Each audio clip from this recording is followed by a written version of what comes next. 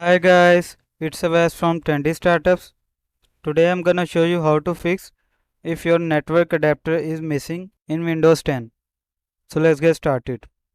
So simply right click on Start button,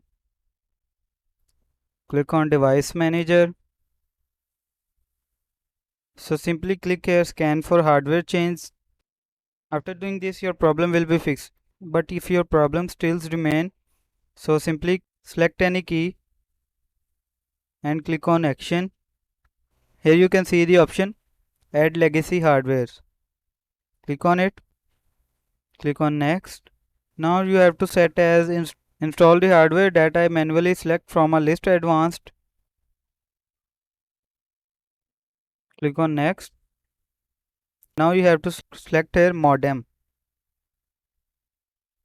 Click on modems. Now click on Next. So you have to make sure that that icon is unchecked. Click on Next. After this process, your problem will be fixed. I hope this information was helpful for you. Thank you for watching. Have a good day.